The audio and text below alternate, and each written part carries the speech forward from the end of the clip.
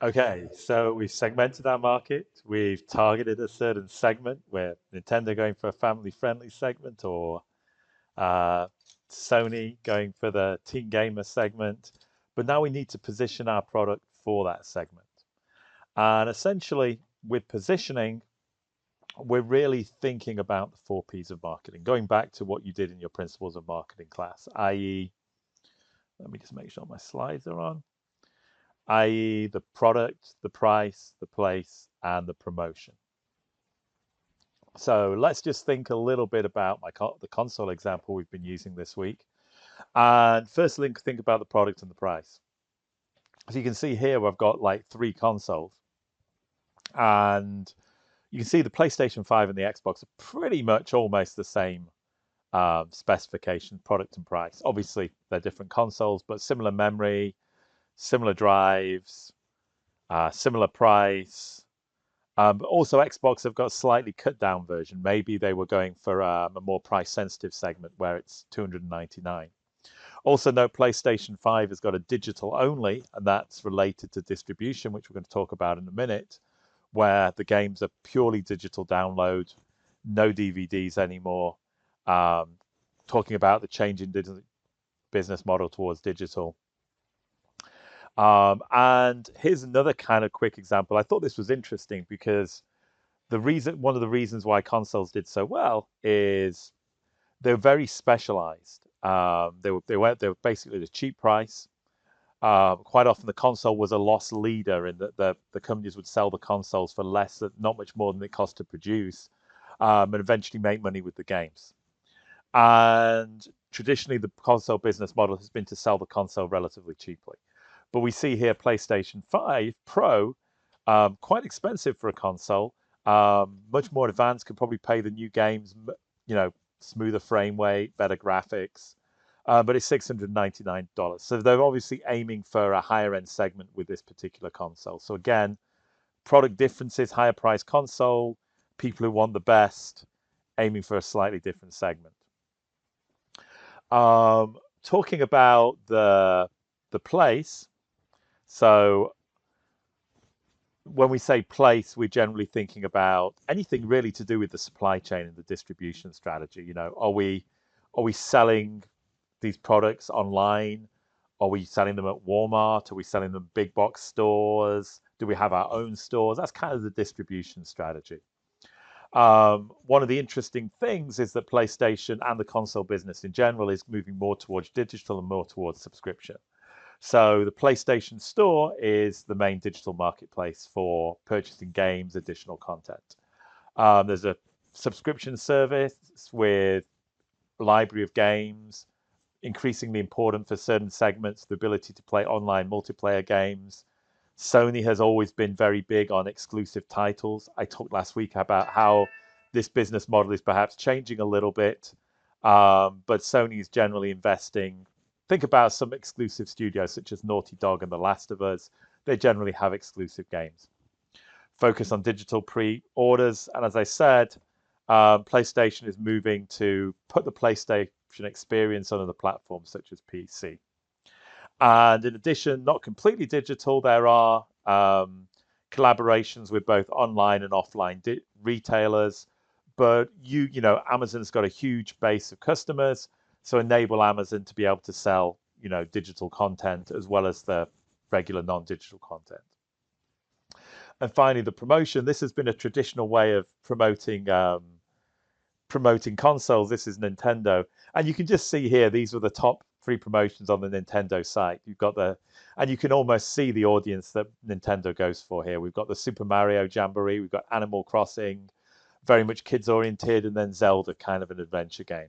So promotion, are we gonna give a free trial of the product and then have them buy it? And that often is used in consumer products, online services. Are we going to bundle the products? Are we going to offer a discount? How are we going to get people into that initial kind of purchase loop? And we can kind of examine this in a little bit more detail with perceptual maps. So this again is leading from the material we did in the previous chapters. Perceptual maps just basically show how brands and competitors are perceived by consumers. And generally, as we showed on the board, if two brands are close together, they're similar. If they're far apart, they're different. Almost common sense. So here's a first example.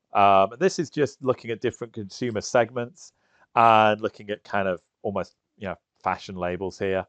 We've got basic to luxury and we've got cheap to expensive. And we can see here, for example, this consumer segment is middle to high end, somewhere between Cole Haan and Ferragamo and Santoni. We may decide we aim for this segment, so we may say, hey, there's a space for us to develop a brand that exactly hits consumer segment 1.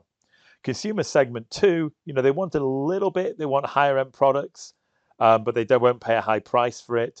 This is almost the segment that shop at places like TJ Maxx, where they want branded goods, but branded goods at a reasonable price. So the second little segmentation example is we're looking both, and it's interesting, we're looking both at resorts here. We're looking at vacation destinations, and we'll maybe think about, hotels in vacation destinations. So we have a perceptual map here. We have two consumer segments. We have cheap to expensive in terms of how much it costs to go to the destination and to stay there. And we go at one end, we have like city breaks with lots of museums, arts, entertainment. And at the other end, we have, beaches and scenery. So we can see that Paris, London don't have much in the way of natural beauty, but have a lot of points of interest and are very expensive. Prague, I actually stayed there around 2000 when it's much cheaper than it is now, but it's still cheaper than London or Paris. And Prague has got some beautiful old cathedrals.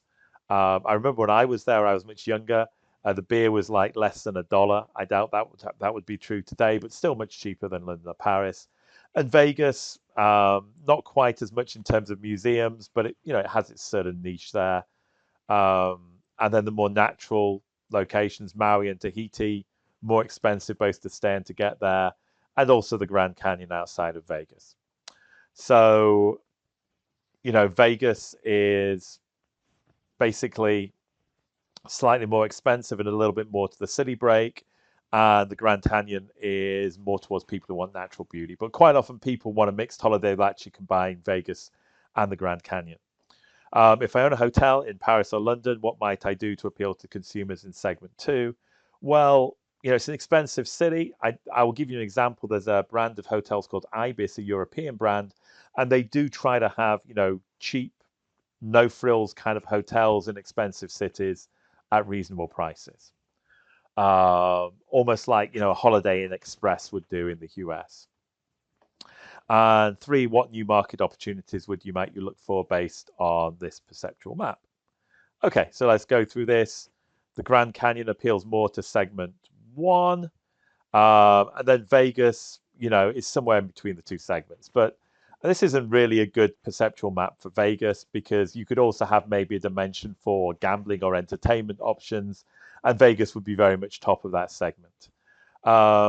Segment 2, economy priced hotel, cut down services, but we don't want one with lots of insects running around or dirty linen. Still a reasonable product, but kind of a slightly cut down product. And consumers in segment 2 are maybe not that well served. So if we're a holiday agency, then we may look for, interesting cities that have a lot of arts, have a lot of museums, but are generally not that expensive. I went to San Jose in Costa Rica recently. That might fit. Very cheap hotels. The flight wasn't really that much more than a domestic flight. Lots of kind of history and museums. But also you could drive out to the nature and the beaches. So that might actually hit consumer segment 2. Okay, so we can also use perceptual maps to look at one company and look at how we're doing in different dimensions. So this is ShareSpace. This is like a co-working space. A co-working space, I'm sure you know what it is if you've got a startup business and you don't have an office, you can pay to share an office with other people. And the idea is, it enables you to have some office space cheaply, but it's kind of almost a community where you can, collaborate with other entrepreneurs. So we do a survey where people rate how important attributes are them and how they would actually rate the different things on different attributes. And so we say, hey, our check-in staff are really great, but the most important thing for most people is that the IT works, and we're only moderate on that. We probably don't offer enough coffee, and maybe our location isn't the best, but that's less important than, for example, the IT support. And we could also look, this is just kind of, we can actually now look at two of the dimensions, but look versus competitors. And this has satisfaction with coffee, which I'm a tea drinker, so this would not be a major issue for me. So you can say we've fallen behind both our competitors with satisfaction with coffee, and Moby Office also has satisfaction with coffee and satisfaction with IT. So yeah, if maybe coffee is important to a lot of people who use these shared offices. And sometimes if we're trying to if we're trying to do more than two, compare on more than two attributes, we can look at bar charts as well. We'll explore this in the practical on Tuesday a little bit. Okay, so companies, they can't aim for every segment of the market. We've already kind of discussed this. Nintendo can't probably aim for the family segment and also release incredibly violent or violent R-rated games. So quite often marketers need to, work out what's the best position for a particular firm. So let's just kind of do a kind of a grocery example. Quite often we would have low price and low quality, where you give the basics. I'd say that's maybe Walmart, though I actually quite like Walmart's groceries. I don't think they're actually particularly low quality, but you're basically aiming for a value segment of the market. While at the other end, we have Whole Food that should be much higher quality, but obviously at a much higher price. If you can offer higher quality and low price, then obviously you're doing well. But if you have low quality and high price, then you're not a particularly attractive proposition. And if you're a grocery store, unless you were kind of the only grocery store in a particular town, then this would not be a particularly winning proposition. We could also think about how we distribute the products. So we have wide distribution and exclusive distribution are talked about by the book. Now, wide distribution basically means we make something available on a lot of different channels. So for gaming, a game would be available on different kind of platforms and through various digital storefronts and maybe offline, offline CDs as well.